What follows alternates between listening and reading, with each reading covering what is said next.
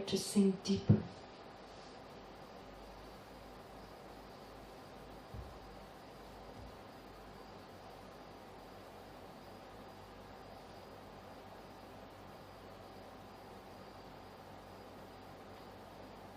That affects your own self-confidence and your respect for others.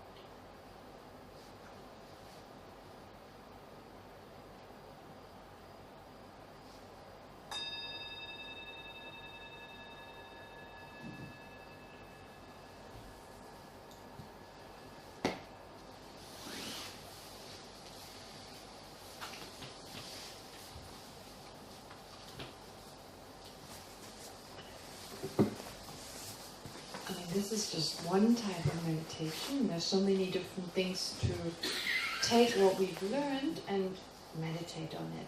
But it's basically what we're doing is, right now it's just intellectual, so then you reflect upon it in this very intensive way. And then when I ask you to allow for it to sink deeper, then hopefully it affects your emotions. So next time we meet someone and we go, oh, what a jerk, what a nutnik, whatever. But they have Buddha nature, right? And so oftentimes we lack respect for others. We look down upon them. There's a sense of just don't want to be in their presence. But then we just remember, wow, but one day these incredible qualities will come through. There'll be more naturally a sense of respect and closeness. And of course, with regard to ourselves, low self-esteem is such a problem.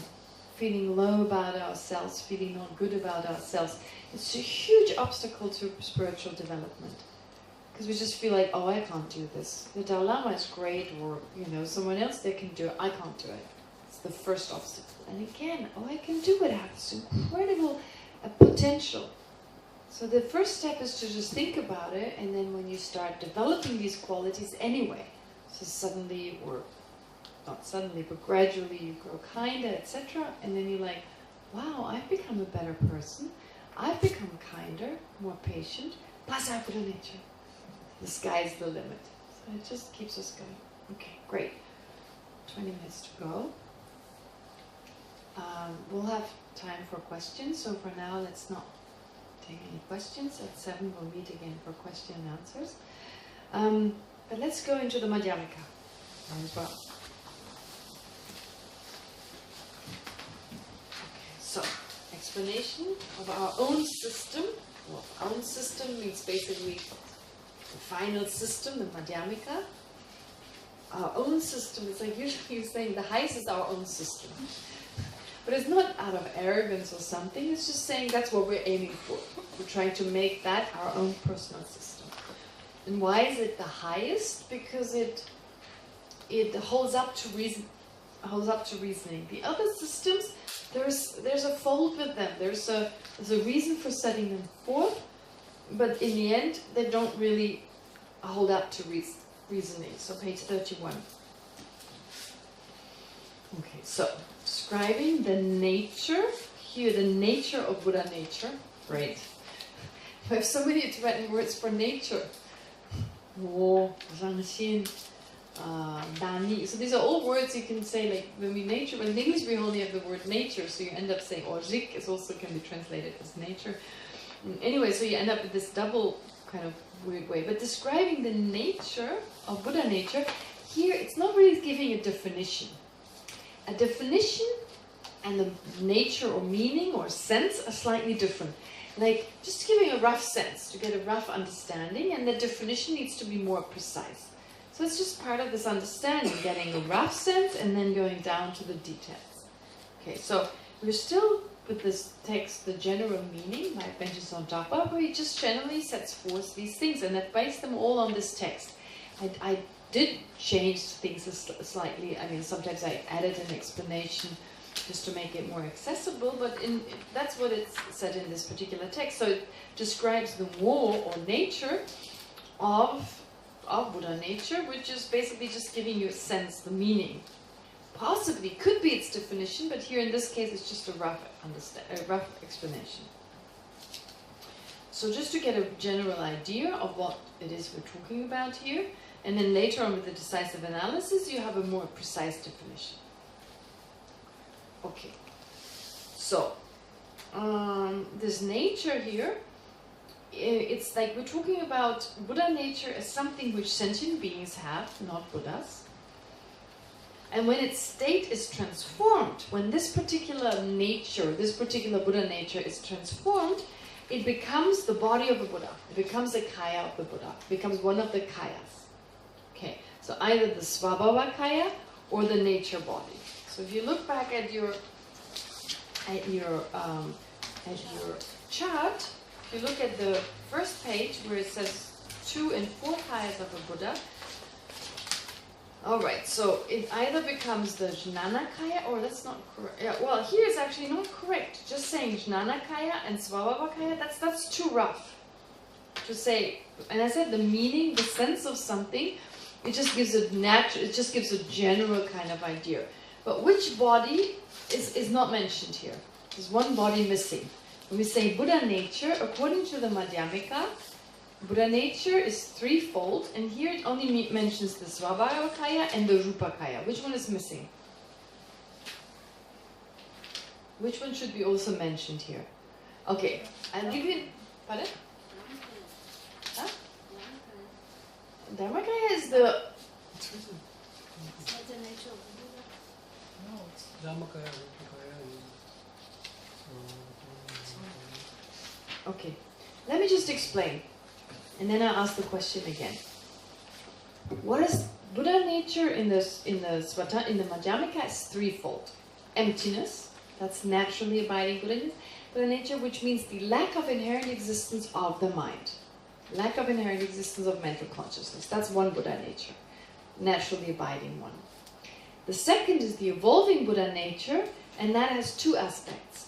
It talks about the mind itself, mental consciousness itself, is that which becomes the mind of a Buddha.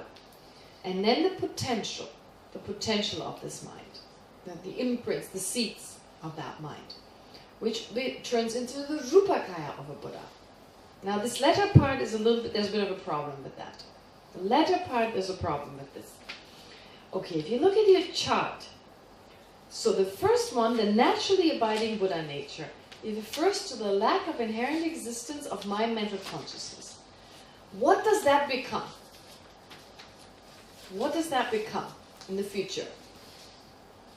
It's still emptiness. It cannot be anything but emptiness. So if you think of this emptiness, the emptiness of my mind right now becomes the emptiness of my mind tomorrow.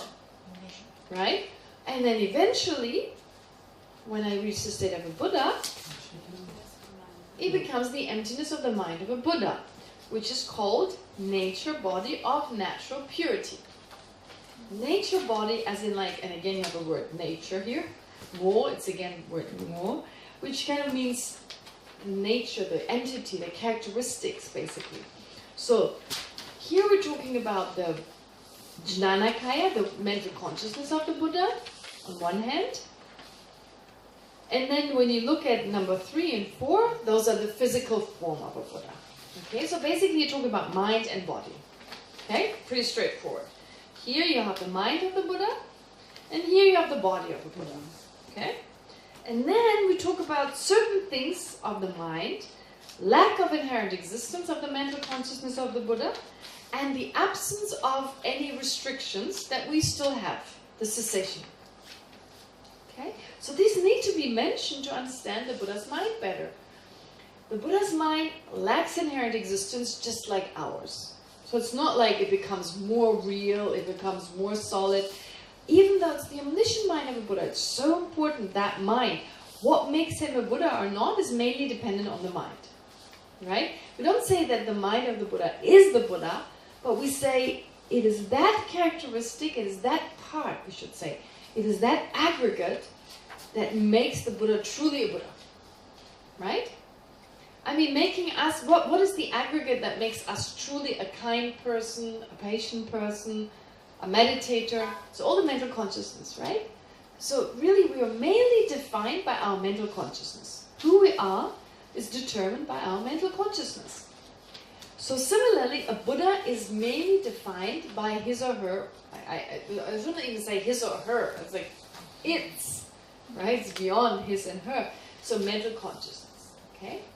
So, mental consciousness is the main kind of quality of the Buddha. In the sense of like, that really determines. Omniscient mind, okay, Buddha, alright. But, there's a tendency for us to think, okay, so my mind lacks inherent existence. I get that. That's a mind that doesn't exist truly. It's a limited mind anyway. But surely the mind of a Buddha needs to exist truly. Right? We have a tendency, that which we aim for, that object of attainment, the mind of a Buddha, well, that must be a little bit more real than my mind. No, but in actuality, it's just as labeled, subjectively existent. It doesn't exist independently in and of itself, the way it appears to our mind. This is how phenomena appear to our mind. The problem is we're not aware of that. We're really not aware how phenomena appear in a wrong way. That's why it's so difficult when we talk about emptiness, because we're like, what is she talking about? What is she talking about? I get that. They don't exist independently. But we don't get that because how phenomena appear is actually the opposite. We have a sense they exist in and of themselves, independently. They appear as like solid entities. So the mind does that. When I ask you to become mindful of your own mind, first you don't recognize your own mind. And when you're finally able to recognize your own mind, it appears as solid and inherently existent. Okay? So that's why it's difficult to understand. And then the next step is, once you understand your mind doesn't exist inherently, you have a sense, well, the Buddha's mind must just be a little bit more real and more inherently existent. But that's also not the case. Because the lack of inherent existence of my mind eventually turns into the lack of inherent existence of a Buddha's mind, because my mind becomes a Buddha's mind. Okay? So that needs to be mentioned, that the Buddha's mind also lacks inherent existence. But what makes Buddha's mind different from my mind is it's free from all the restrictions, from the misperceptions, from all the wrong views, the imprints that obstruct the mind. It's free from that. So therefore we talk about a nature body free from peripheral defilements. I apologize for that really long, but what can I do? In Tibetan it's also really long. See, it's equally long. Means nature body free from peripheral defilement. So it's equally long. So it's basically just saying nature, the nature of the mind of the Buddha, which lacks inherent existence and lacks any restrictions. So in that sense, nature body. But nature body of natural purity, it's like it's naturally lacks inherent existence, and it's free from peripheral defilements. Peripheral means temporary. The ones that we used to have, but now that we have now, but they're peripheral, as in like you can just get rid of them. What's the word for peripheral in Hebrew? Peripherally. Peripherally. Well, that's easy. It's the same, yeah. Yeah. There's so many words, you just add an idadi or something, and then it becomes the Hebrew. It's not the center thing, but you just on the side. Peripherally. Peripherally. So it's like it's not in the nature of the mind. It's not in the nature adventitious or lubur. But the word adventitious is already used for something else. But yeah, adventitious. It's not in the nature of the mind. It's just free from all the stuff that's not part of the mind. Yes, please. I'm frustrated because I listen and I don't, and I studied this many times and it just went away. Yes, okay. I just need to know what it is, like by principle or the Buddha's kayas. I heard this name so many times, but it's like Okay. I'm lost. Okay. I put it very simply. Okay? Think of a Buddha. A Buddha is someone who is like us, a mind. Mental consciousness. Like us, mental consciousness. And like us, a body. Why do we have a body? Because we have afflictions, and those afflictions create our body. Our afflictions, our karma, create this body. Okay? So we have a mind, and as a result of a mind in the past, we now have a particular body, which our present mind creates a body in the future. That's how mind and physical objects relate. Okay. Now, Buddha also has a mind, but it's free from all the stuff that we have right now, and the full nature of love, compassion, and wisdom come through. That we call Jnanakaya. That's the first here. Wisdom, truth body, or wisdom body. That's the Jnanakaya. That's the body. The mind. That's easy. That's the first one. And then think, the Buddha also has a body. So think of number 3 and number 4. A body. A body which is, first of all, the actual body that the Buddha arose as a Buddha. And then also because the mental consciousness, our mental consciousness can only create one body, this body. But once your mind is as expansive as a Buddha's mind, then not only do you have your actual body that you became enlightened in or with always remains with you, which is a very subtle body, you also can emanate different forms. You can appear like Tara or like Manjushri, it has different forms. Dependent on people's needs, you manifest to them. If they have a karma to perceive you, right away they pop up. You can give them instructions, etc. Or as an ordinary person, it's like the Dalai Lama, for instance. If the Dalai Lama is a Buddha, then the Dalai Lama is an emanation. It's just an emanation of an actual Buddha that we cannot perceive. So that would be a Nimanakaya. So I think this part is pretty straightforward. You have body and 2 aspects to the mind. So, no, exactly the other way around. You have mind and then 2 aspects to the body, the actual subtle body of a Buddha, and then all the different emanations that are set forth, that are manifested for the benefit of sentient beings, because that's what Buddhas do. They work for the benefit of sentient beings. All right. Now, all you're left with is an explanation of the mind. It has to be explained more. The body is already explained extensively because you have 2 types of body. That's already, 2 types. The actual body that is very subtle, and then the emanations. We don't distinguish the mind so much. We don't say this mental consciousness and that mental consciousness. We talk about what that mind is free from. Why is it the mind of a Buddha? It's because it's free from that which is not supposed to be there, which is there for us. So, and that is the obstructions. And that is called a nature body. It's a quality. It's a nature quality. So kaya just means quality. And here in nature, because it's the nature of the mind of a Buddha.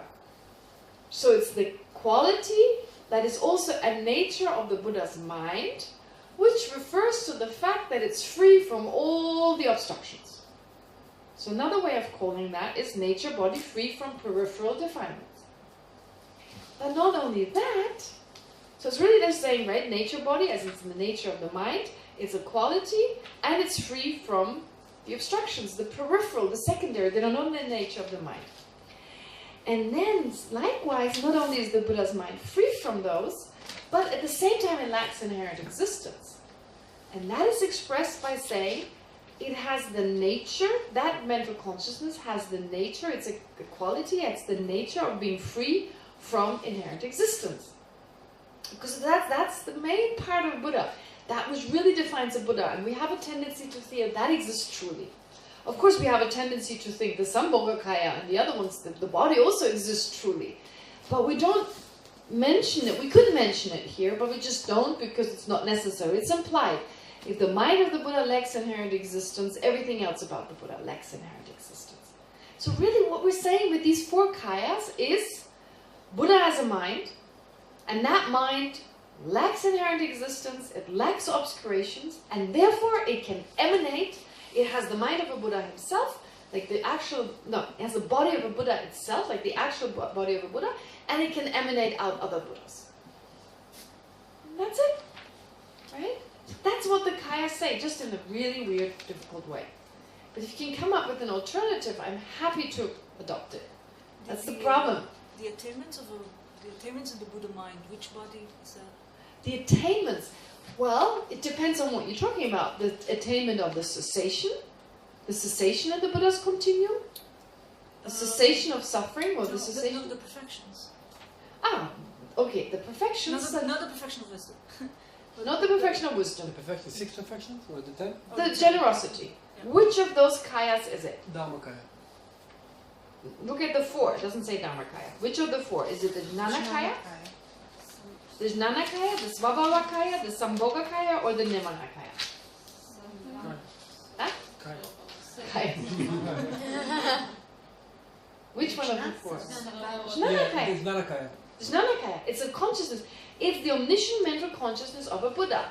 So the generosity, the love, the compassion, every mind, every consciousness of a Buddha. But if you ask which one is the sense consciousnesses, then none of those, they're not mentioned. The sense consciousness is not part of this. Because they're not really qualities as such, because they have not arisen as a result of meditation. They're just a side effect of having a body. So you have a sense consciousness, but basically here those are qualities that are specifically there to benefit others. They're specifically there as a result of meditation. So most important ones, you can talk of others too, like I'm saying the sense consciousness of a Buddha, but it's just not mentioned here. So this is not it's not saying that this encompasses everything about a Buddha. But the physical inclination and all the signs of the Buddha in the Rupakaya? Yeah, they're part of the Sambhogakaya? The Sambhogakaya in terms of the physical qualities of the actual body of a Buddha. And then when you talk about the Nirmanakaya, if you talk about the Nirmanakaya, all the aspects of that are part of the Nirmanakaya. Okay? Does that kind of explain that a little bit? Does that become a little bit clearer? It's just a matter of remembering. Yeah, we should learn it and have an example more, then we remember maybe. Yeah, it's hard. If you're like me, having to teach it again and again, you just don't forget. At some point you start forgetting. But I remember learning it for the first time. It was like 5 minutes I understood, and then it was gone. It lasted about 5 minutes, and then it was gone. But then we went over it again, and again we debated it, and then we had exams on it. So yeah, it becomes clearer. But every time, the good thing is every time you think about it, it goes a little bit deeper. Yeah. But this is complicated. It's really weird. But I don't have an alternative way. I mean, besides the fact the words are weird. Oops, 1 minute left. So the fact that the words are weird. But anyway, if you have a bit of a sense of those 4, then the 2 makes sense and the 3 makes sense too. Right? Because it's just a different way of dividing it. With the Dharmakaya, including the first 2, 1 and 2, and the last 2 are, again, 3 and 4 of the first page.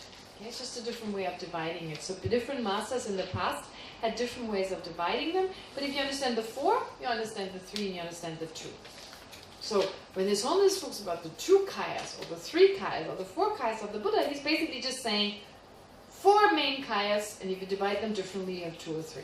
That's it. Just easy as that, as straightforward as that. So it's just complicated because of all this mess of information. So maybe now, if it's still not clear, take what you've understood and check what is it that you don't understand. And then during the question and answer, we can go through it again. Because again, understanding Buddha nature without understanding that, not easy, impossible. You can't understand Buddha nature without understanding these ideas. Okay, anyway, let's leave it at that.